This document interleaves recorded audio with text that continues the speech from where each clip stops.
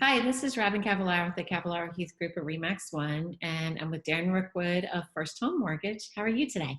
I'm doing great on this lovely, dreary, rainy day. I know, I was supposed to be doing pictures for two listings today, and no, they're both got postponed. You know So, what? I am super excited because tomorrow, uh-huh. 75 maybe, and then Sunday they're talking close to 80. Oh my God. So, yeah, I opened my pool and I looked at it the other day and said 49 degrees. Oh, So it's like the heater's turned on. I'm like, just turn the Mother heater on. Nature, work with me here. Work Right. with me.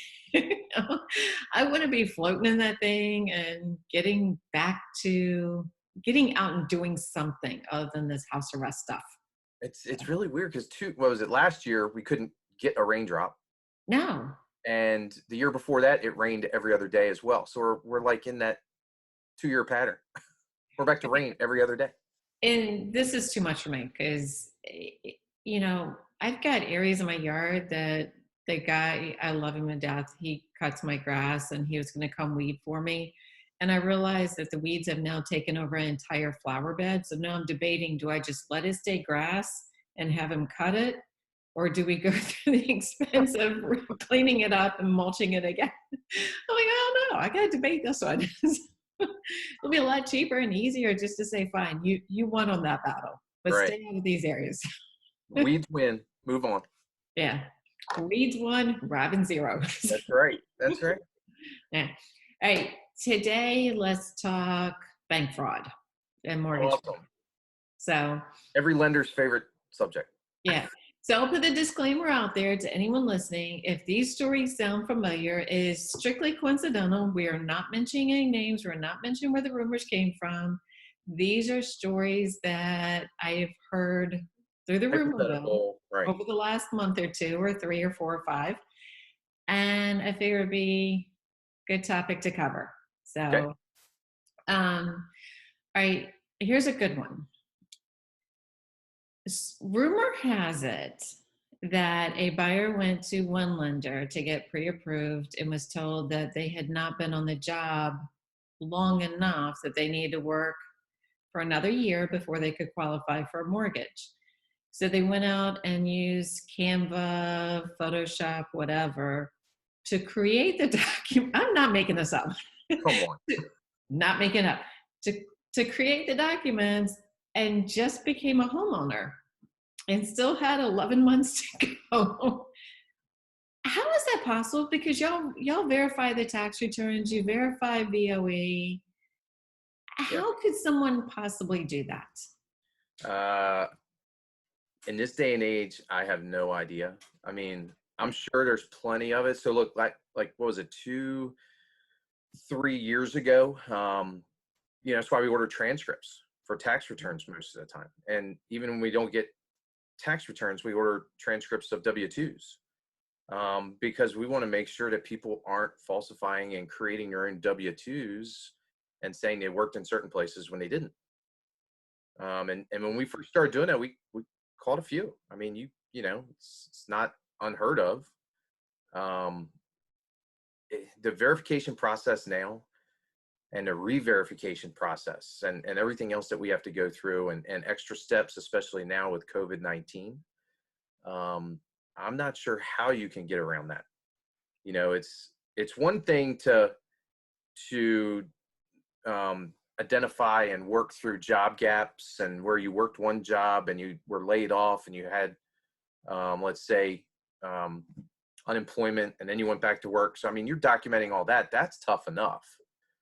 But to get around and actually, let's not say falsified, but create. Well, it was falsified. It's hardcore Yeah. falsifying. Yeah. If the story is accurate, but keep in mind, it's the story that was told to a friend, to another friend, to another friend, to another friend. And that's why I say it may have started out as, hey, I was a day short on meeting the 2-year mark to, it's a whole year short. I wasn't working for 2 years and still got a house, right? Exactly. It's sort of like the HGTV thing. I'm a dog walker, but I'd like to find $1 million house on the water. You ever played that game where you're in a circle, like 15 people in a circle, and you start out with one sentence and you Yeah. whisper it in the person next to you, and by Uh-huh. the time you get to the end of the circle, you want that person to tell you what they said? It's never, ever the same. Well, and that's why it's like I always preface this stuff with it's a rumor Right. because, in those games, it always started off with my dog likes to chase a ball. And instead, it turns out with the elephant was wearing a purple polka dotted tutu dancing down the street. You're like, how? The two have nothing to do with each other. So, And in this day and age and everything we have to do for loans and the process, I mean, I've got borrowers now complaining because it's so much of a process and oh, it's more yeah. than they ever expected. I'm thinking, and we do a very good job up front of explaining to them and giving them information of what to expect and who's going to be contacting them next and what the next step of the process is. And, it's not a simple phone call and I get your info and then 2-3 weeks later you show up and we give you keys. It's just not that simple. It would be. I mean, it's when I bought my first house, it was sort of like that. It's like, here's a couple of pieces of paper, Mr. Loan Officer. Do the inspection. Here's our keys. Done. I've been doing this almost 13 years and there's people who've been doing this 30, 40 years. The first loan I ever did, I did a refinance. I took the guy's driver's license, a W-2. That was it. Yeah. And we closed on a refinance in 30 days. Yep. And now we're asking for, blood sample and your next unborn and everything else. Uh-huh. Yeah. Just sign this statement saying that you'll give everything away to Right. anyone and never ask questions. But your example is a perfect example of why we're doing that now, because people are out there that are willing to falsify, create false documents and submit them to buy a house. So let's just say, for example, sake of argument, that the rumor was true. Would the lender and the realtor be potentially at risk for bank fraud also? Well, I mean, there's all kind of, I'm by far nowhere near a real estate lawyer or anything like Oh that. yeah, no, this is just I can't imagine. hypothetical. Yeah, I can't imagine the realtor being held accountable for something that's done by her borrower unless they had something to do with it, or knew about it knowingly and didn't bring it up. Same with the lender, as a loan officer, everything trickles down. I mean, it's my loan, my contact, my buyer. If I know and willingly submit paperwork that I know is false, yeah, it can trickle downhill and fines and losing your license and everything else. Yeah, I mean, I joke with my clients, but I'm not really joking. I wouldn't share a jail cell with someone I gave birth to. I'm definitely not going to do it with someone who hired me. It's not worth it. It's No. not worth your license and your way of life. Yeah, to give up One everything deal. over one Yep. deal. And the And amount of time that you would take to do that and create those documents has got to be astronomical. You could go out and get 3 more deals that were good, that borrowers that were, in good shape and want to really buy a house legit instead of wasting your time with that one. exactly. And the other part too is, and that's why I always question sometimes when when a buyer has to be told, sorry, you don't qualify yet, and then you see on Facebook 3 months later they just bought a house with someone else, and Right. you're like, evidently the other person knew something that you're not comfortable with them knowing, and yeah, I probably get it. I wouldn't say it's frequent. I'd say once a month you get somebody that calls and you explain to them, say, look, here's why I can't do the loan. yeah, And it's, government backed loan, nothing, this isn't a pay stub deal or something like that. This is a government backed deal. You're going by the guidelines that the government sets forth and the banks, have overlays to that are even more stringent. And they turn around and go to another loan officer and says, no, we can do that. No problem. I'm like, how are you getting around this? Or how, yeah. yeah. Not to say, I'm the smartest person in the world. I mean, I'm going to miss stuff. I really do. But some things are just cut and dry. Yeah, and it's one of those things that if you're a dollar over the limit, you're over the limit. So if all of a sudden you got to go back and get creative to get childcare expenses covered, or reduction in overtime, or if you're self-employed, find a new deduction for your taxes or whatever to get you down, that's not something I want to be part of. I don't know if that would technically qualify as bank fraud, but I You know, know I don't want to be a part of it. yeah, I mean, it's just like anything you do has to be documented to the nth degree. Yeah. If someone, I've had people change jobs midstream, where they go from salary plus overtime to a straight salary. Salary goes up, but then they're no longer eligible Mhm. to make overtime. It's legit. You get a letter from the employer, you get a pay stub verifying that that's how they're then paid. Um, that technically can go through. It's from the employers. I mean, you can't call them a liar. Yeah, no, it's, I've had people get married, veterans. I mean, everybody's had that where you have a bar come in and they don't really qualify. They're engaged, but per Mhm. VA, they keep going back and forth. But Yeah. technically, you're not supposed to be on the loan if you're not married. Yeah. So I've had bars go get married at the courthouse prior to buying a house. And I've had some clients where we go, no, no, no, do not get married, because if you do, you can no longer qualify for the USDA loan. And by the way, your parents are sitting here saying it's not a good idea. So, um, yeah, but I always tell everybody, I'm like, whatever you're going to do, treat your loan officer like your parents, get permission from them before you do anything financially or legally. Because otherwise you may not be able to qualify for the mortgage. Right. So, and then speaking of USDA and getting married and not qualifying, what about because you've got a hard limit there. So if you've got two incomes and now all of a sudden they're going to go to one income because they're divorcing, how is that working out? I mean, can someone just say, we're splitting up, go out, buy a house today, and then 2 months later have this magical reconciliation? So again, documenting every little piece. I mean, there's court documents in everything you do. Yeah.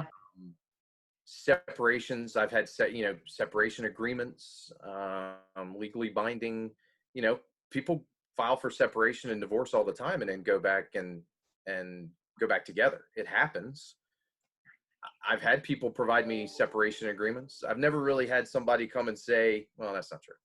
I've had, what if I get divorced? I'm like, yeah, that's not going to work. You're really not getting divorced. Yeah. I mean, you can tell when a client comes in and you tell them to look, you're over the limit. You're going Mhm. to need 3% or 5%, whatever it is. And they go, well, what if we get divorced? I'm like, you both are standing here asking me if you're going to get, if we get divorced. It doesn't work like that. Is there holding hands and arm around each other and, oh, honey, I love you? Right. So, I know I've had people come to me and they're in the process of separation. They have separation paperwork, but they come to me. They don't do it in the middle of buying a house. They do it ahead of time.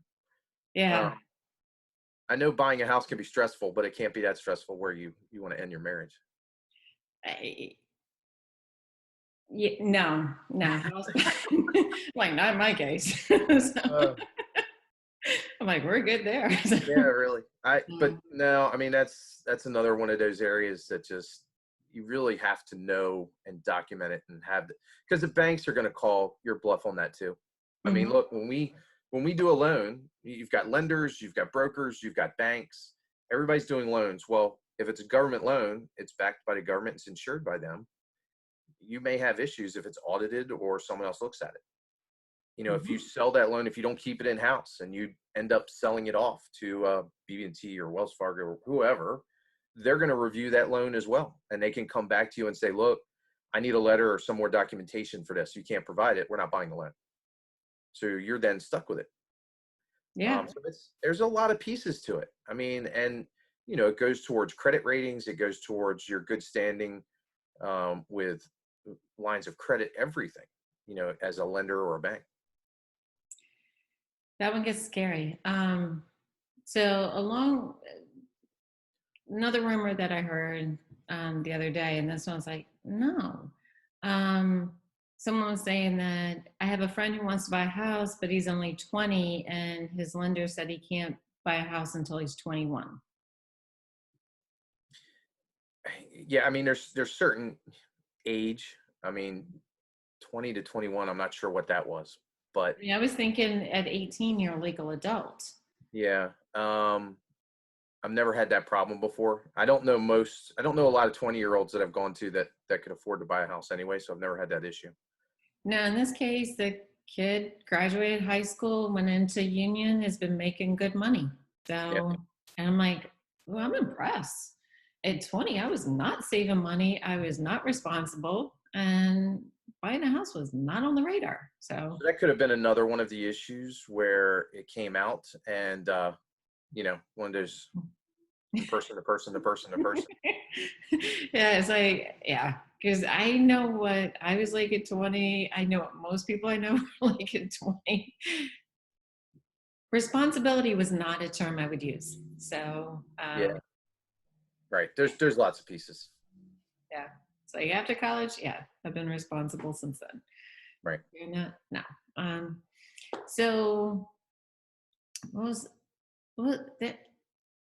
So is there anything, once someone? Oh, the other part too was that I love, and this isn't getting into bank fraud or anything like that, but just creativity as to what they will no longer be able to qualify for mortgage is someone's been working a great job, saved money, all that stuff, and then all of a sudden they decide they want to start their own business. And Right. they quit their job and start the business and then start house hunting. Is there any way in that situation that someone could get a mortgage? If you marry very well, and your spouse is working. Now, I mean, the only one I've ever had a little leeway with is, government contractors. You see this quite a bit where they'll Yeah. be W-2 for a contractor. Contractor does away with the business or the Mhm. position, but that person stays in the same office, same building, but they become a 1099 contractor, for that contractor. Yeah. You still need, I think in that case, I still needed a year's history of them doing it because you got to see your tax returns. So that was the biggest case. When you are self-employed, you have the ability to do some crazy things with your taxes. And the banks don't just look at your gross income, they look at your net income after operating expenses and anything else. There are a few things we can add back in, like depreciation, depletion, things like that. But if you're an employer and making 100 grand and you're paying out $65,000 in salaries, not to yourself, to employees, Mhm. your actual income that you're bringing in with the business is only what's left over, 35. Yeah. And then you guys subtract that expenses, cost of goods, things like that. So it's real money that would be in your pocket. The ability to add back in depreciation, depletion, because those are tax numbers. That is a IRS created deduction. It's not out of pocket. You're not handing that money over to somebody. Yeah. So, but if let's say they were 1099 before, and now all of a sudden the government brings them in as an employee, As then W-2. yeah, as a W 2. As soon as you are W-2 salary, Mm-hmm. we can document the history of doing the same type of work. You go from paying yourself to being paid W-2, and it's a salaried position. You're Mm-hmm. good to go day one. Sweet. So, like if somebody got commissioned into the military and they want to buy a house right after they get to their duty assignment, which is rare, because most of the time you're talking about a 22-year-old at that point or 18-year-old for enlisted, and salaries aren't that great. But you know what? If you want to get smart, buy investment property that you can live in while you're at that station and then Right. turn into rental and do that around the country as you get transferred, you could end up building a lot of wealth over, the 20 years you serve. And there's quite a few clients, that we've talked to that they come to us in their military, like, nope, want to use my VA, want to use a VA. Well, you talk to them and they're just that. They're Mhm. young. This is their first duty station. They might have just gotten married. We show them options of using a USDA loan, because with the USDA loan, you can use it for your first home. And then if you get transferred to a next duty station, let's say the USDA loan you end up turning into a rental, they can use their VA at the next one. So whereas if their VA is here, then they have limited eligibility for buying in the next station. They may not have some options. Well, not only that, but your funding fee on VA goes up with It the does. second and follow-on time. So if you're buying, say, a $200,000 house up front, is it better to do USDA and have the payment about the same, and then when you go to your next duty station, you've got promotions, you've got money you've saved. Yep. Now you can do a $400,000 house, but instead of paying, was it 3.6 for the Yep. follow-on? Very good. And was it 2.75 for the first one? 2.3. I was close. But that's a big jump. It You're is. now paying like 1.4% more on the second purchase than you were on the first. So sometimes it may work out better to not use your VA the first Yeah, I time. mean, I do side-by-side comparisons. I'll show them. Here's a USDA loan. Here's a VA loan. Mm-hmm. The VA loan, apples to apples, it's going to be a little bit lower payment. Yeah.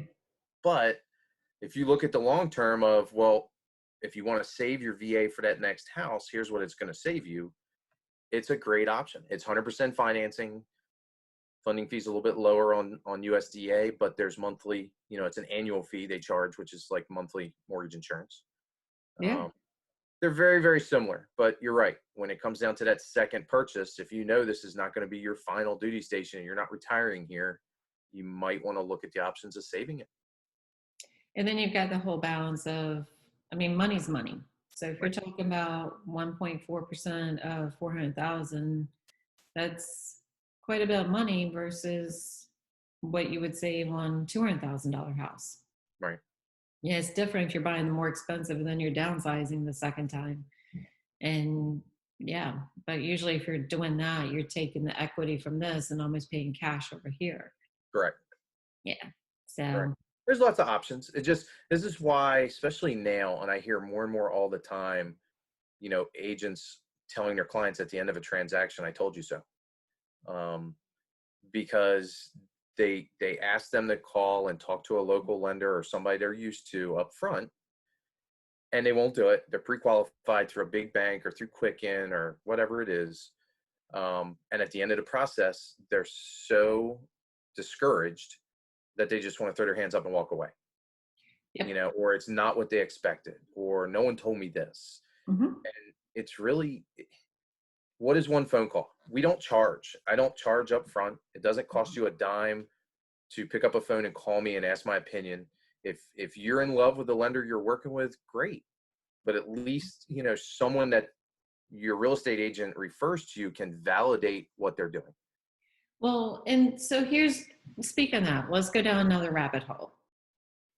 Points or no points, because I'm a numbers person. I want to know how much it's going to cost me to get that deal. So I was having a conversation with someone the other day, and they were talking about, okay, if they went with option A, I think it would cost them like $5,000 in points, but they would save maybe $100 a month. And I go, well, that'll take you 50 months to break even.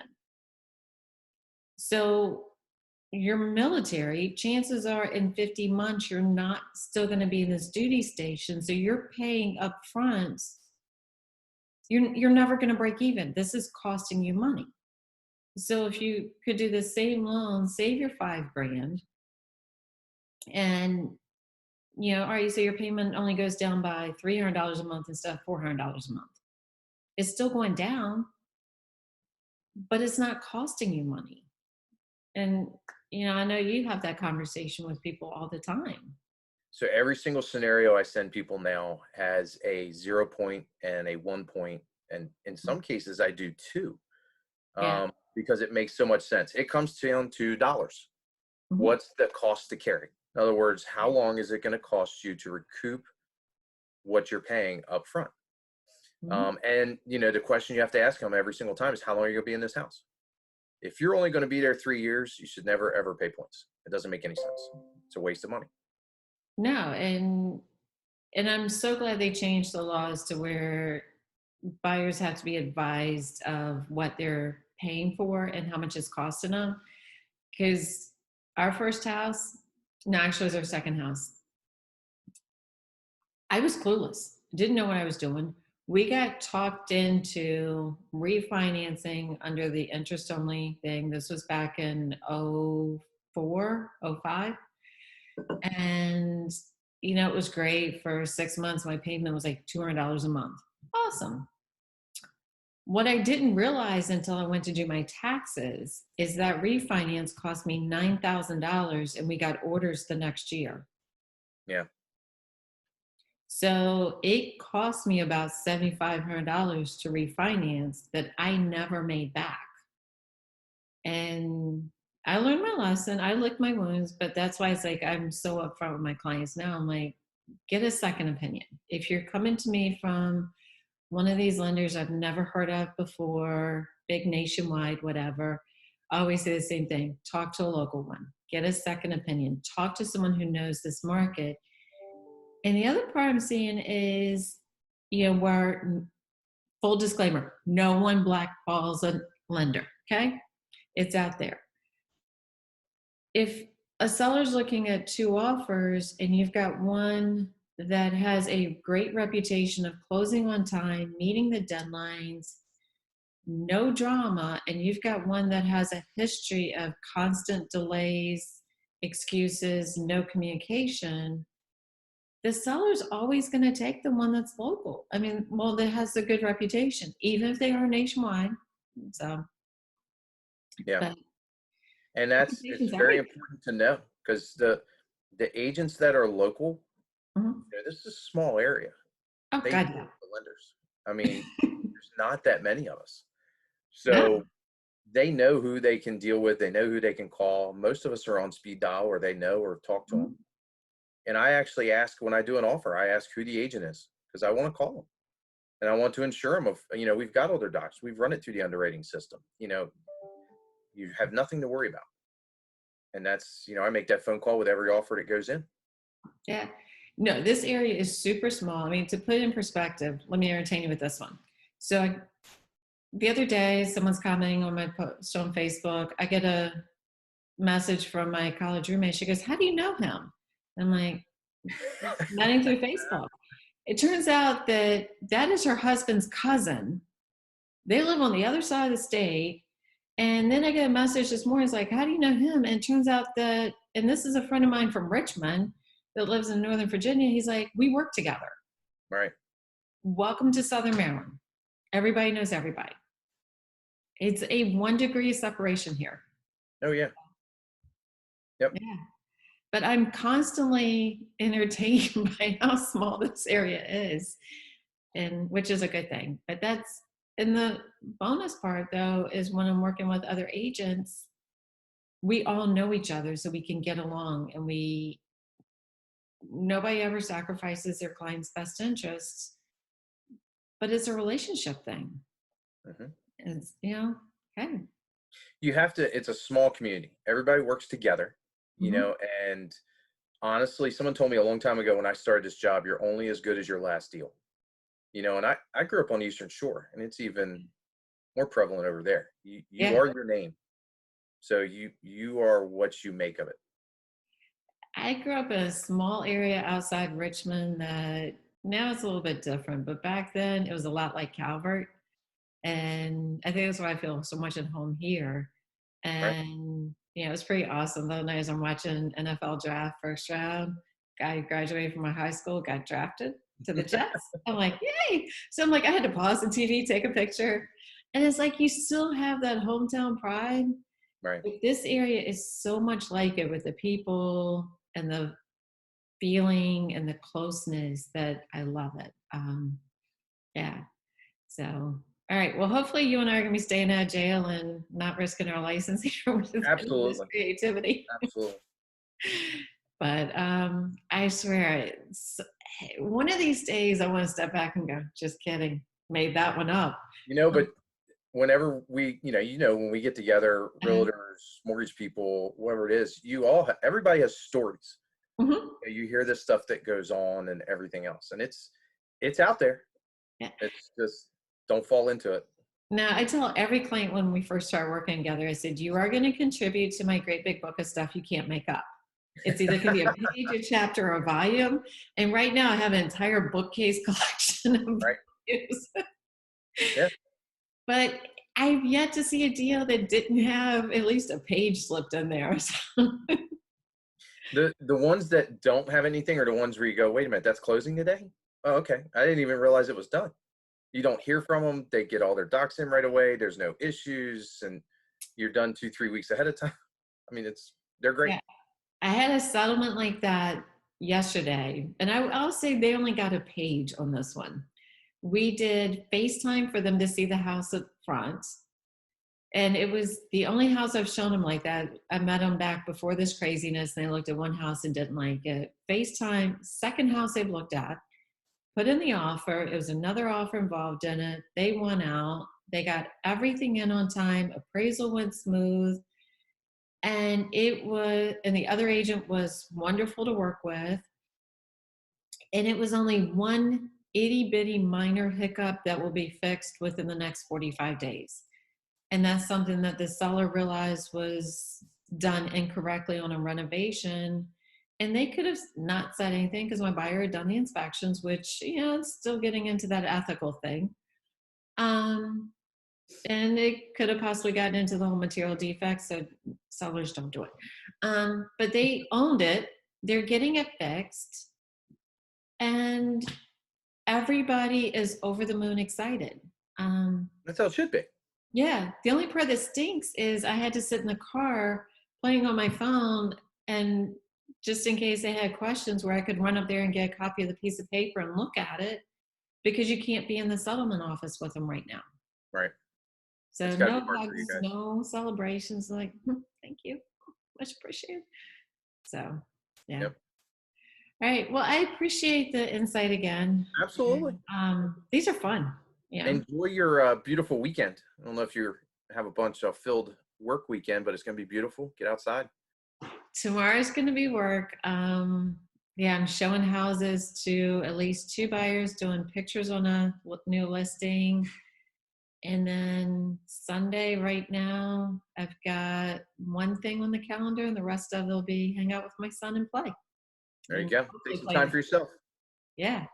But anyway, well, you have a wonderful weekend. Enjoy the nice weather if we get it. Thank you. You too. All right. Bye.